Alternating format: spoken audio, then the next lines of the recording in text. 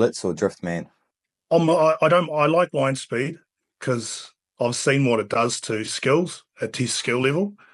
So I like it on that side of things. But I think what a lot of coaches forget is line speed. You need to have really good individual tackle takers across the board, because everyone's committing to line speed. So if you've got, and you're very much one-on-one, and if you've got poor individual tackle technique, then you're going to get found out.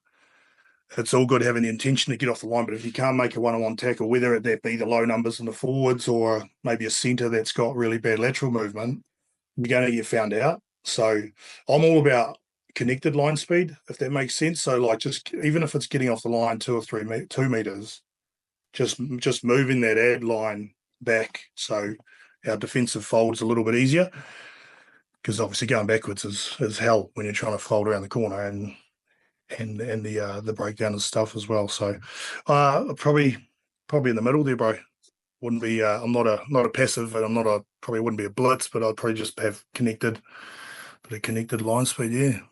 And do you have any favorite systems around that connection? So often some people use a 3-person connection. Yeah. I think three's the standard one, the hunting in threes. So that's always a good one.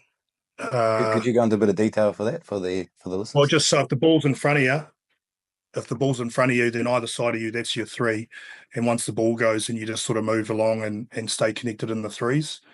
So we call it hunting threes. So you never feel like you're by yourself. So if you pass to your next guy and he passes, it just shuffles down, and then and what you get off the back of that is good connection. And do you specify roles within each player? Like that inside player, his job is to do something specific within it? Some teams I've been and they've had the inside guy will always hunt the ball. I know the Crusaders used to be big on that back in the day. I'm not too sure about now, but they'd always have a hunt from the inside and pressure on defence and pressure that ball and try and slow the ball down. Outside guys just staying connected, and if it's a 2-man tackle, just trying to spend a bit of time in that tackle to slow the player the ball down. So we call it time and tackle, TIT. So if we're the outside tackler, if our inside guy chops, we're over the top. We're just trying to control that ball speed. So we just want to really stay in, because you're committed to the tackle, so you may as well commit to stay in there and fight like hell to slow that ball down and give your defence time to set and get off that line. And how are you coming around the corner? How are you setting up your defensive line from a ruck?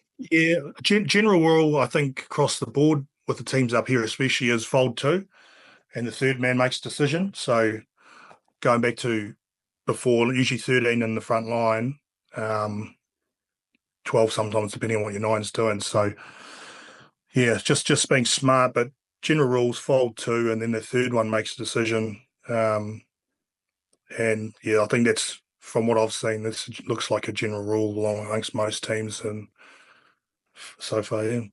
And are they just pushing each other out, or are you setting a post or 1-2, or just? Yeah, no, they used to be lock in at 1, but found just with the speed of the ruck, sometimes that 1 would stop your fold. So if he parks up early, you've got to go around him. So then what that does, it opens that little pocket for the 9s to run into, because if the ruck speed's fast, they're going to get outside 1, and then our next 2 and 3 were just running into each other. So we don't really lock in our 1. The only exception to that is obviously in front of our goal line.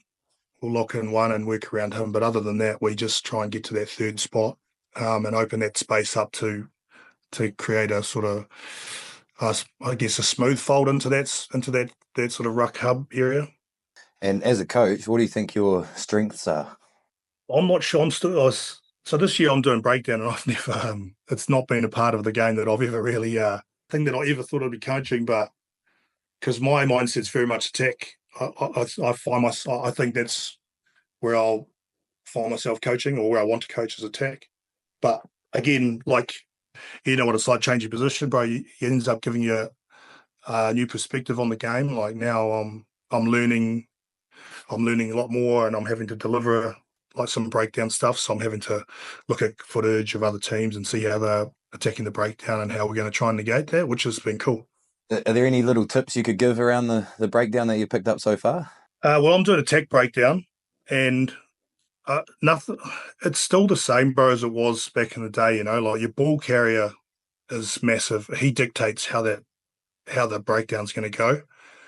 If he dies with the ball early, I mean, if he gets chopped or just doesn't fight, and your 2 and 3 arrivals are going to be slow, then they're going to get on the ball, and it's going to make it a shit fight.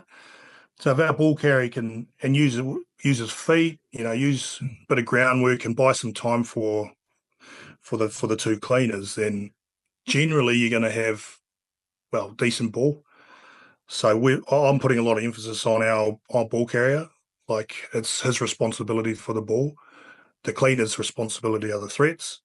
So I've named them Des and Troy.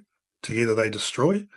So I can say, how's our Des? Our Des is our first arrival, our Troy's our second. So together they destroy, and if one of them's not there, it's usually going to be a shit fight. So, and they're pretty, I can keep players accountable for it because it's pretty, it's pretty visual when I can see that someone's either lost the race, and whether it be through lack of effort or maybe a misread, then we can work on the misread. But if lack of effort, that's sort of,